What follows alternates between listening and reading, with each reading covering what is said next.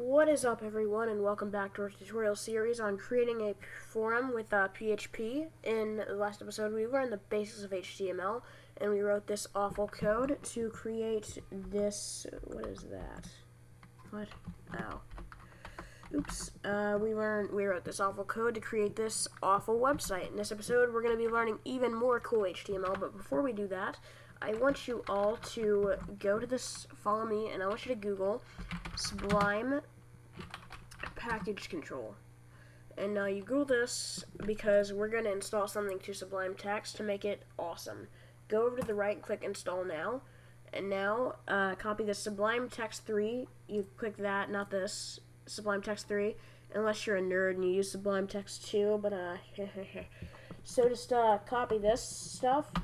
And now, oh, no, not save, Control C, Alt Tab. Now, I want you to push Control, excuse me, push Control and Grave. Now, Grave is to the left of 1, so hold Control and push Grave, which is the little backwards apostrophe. Now, hold Control and push V, obviously, to paste it. Push Enter, and it's going to run some commands, do some stuff. You'll be able to see it down here. Let it do all that, all this bananas. When it finishes, go ahead and close Sublime. Close this tab, we don't need it anymore. Open up Sublime again. That's not how you spell Sublime. Sublime. Boom. Now, I want you to push Control-Shift-P, which will open up our package. Not our package, it'll open up our, what is this thing called? The command panel. Inside the command panel, type in install package, give it a second, and it'll come up with this window. Now, in this window, type in Emmet, which is spelled E-M-M-E-T, and it'll show up with something that's just called Emmet, and you just want to install it, like Emmet 7 or something. Yeah, Emmet, and it'll come up with something. I already have it, so it doesn't show up for me, but just click on it, and then, wait, give it a second. Yeah, here we go. It won't take long. As you can see, installing package, Emmet. Let it do that. If you want to watch it, push the Control Grave, and I think it shows that.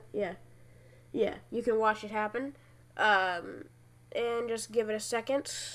That's done, it looks like. Java star, all that. And we're all done. So now, close the command, just close Sublime altogether. Now, reopen Sublime. And the reason we have to do this is because we have to restart it, so that way Emmet will take effect. So we've got all this stuff. Yours will look a little different because I already have it in. So now, to test to see if it's working, right-click here, go to New File, push exclamation point, which is Shift-1, and then push Tab. Uh-oh. We have to do something first to do that. Push Control-Shift-P to go to the command panel real quick, and then type in syntax HTML. Now, go ahead and put in your exclamation point, push tab, and you should have that. If you don't, Emmet is installed correctly, look up a tutorial on installing Emmet. And if you can't do that, just watch or comment, and I'll help you out. So that is that. Now we're going to work on our HTML. So one thing I should have done from the last episode is we want to put this link inside our paragraph. So just move it into there. Now I've got that done. I'm going to teach you a new tag that I completely forgot to mention in the first video, which is a super cool tag called the header tag. And now a header is a tag that lets us. It's kind of like a newspaper, how you got your big bold headings. A header is basically that. So just a second, guys. The tag is H1, so you just want to do R less than H1, close it, and now you want to do, obviously, your slash H1, and boom, we have that text. And now inside here is what we're going to have our big bold text as. I'm going to set it as, dank forums, because that's what we're calling this, I guess. So save it, and refresh, and boom, H1. Now, there are a bunch of different header tags. There's H1, 2, 3, 4, 5, and 6. 1 is the biggest, and 6 is the smallest. So now we'll try H6. So a shortcut you can do in Sublime is type H6 or the name of any tag and push tab. And now, boom. We're just gonna put some, we're not responsible for any injuries during the site. So, you know, you gotta read the fine print. So we're gonna put that there. And as you can see, it's a H6, so it's still a heading, but it's a much smaller, which is really cool. And then you've got your H3. So you got your H3 Productions. This is an H3 header tag. Save it. Not Control A. I meant to do Control S. Go back again. Boom. This is an H3 tag. Fantastic. So this is all working really well. It all looks nice, I guess. And that's headers. Now I'm going to teach you about adding images to our website. And images, it's just like this BR tag. It's a tag that automatically closes itself. So we do this. You know, it's like this. So the image tag, you can probably all guess what it is. It's just IMG, which is short for image. So you type in, so you can do your less than IMG space, and then you do slash, and then you close it like that, and that's your IMG tag. Now we have to give our image, we have to tell it what image to use. So let's go ahead and find, I already have an image. We have to open up Chrome because I'm a dummy. So just go back to our localhost slash, that's not how you spell localhost. Boom, dank forums. So now we need some images to put in there. So, cool pictures. Oh god, what are we gonna find? Cool kid. Alright. Ignore that. Well, stupid FNAF. Alright.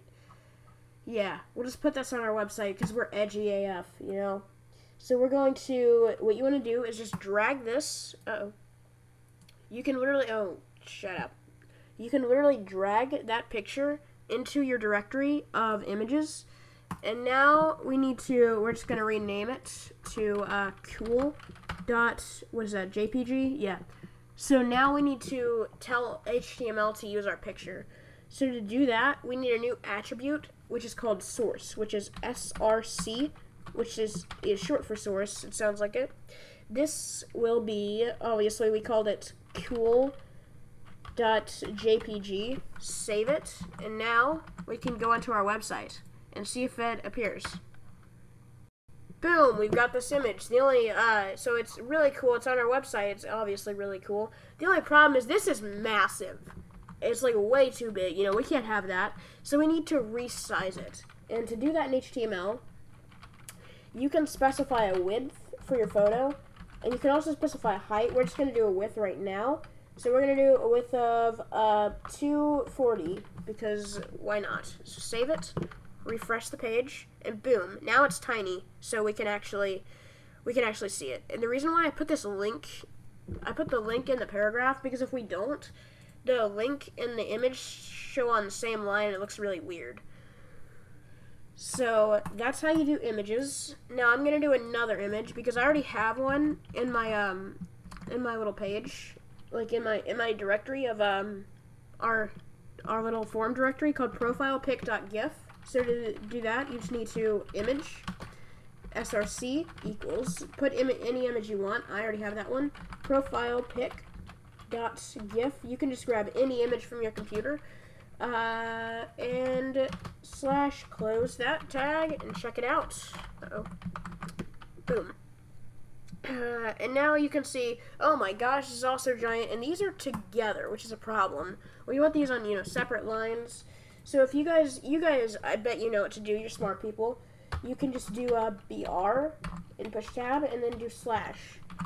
And save that, and boom, they're on separate lines, but that one's also too big. So we're going to learn another attribute. We're just going to do width. Width equals 240. And our new attribute is height.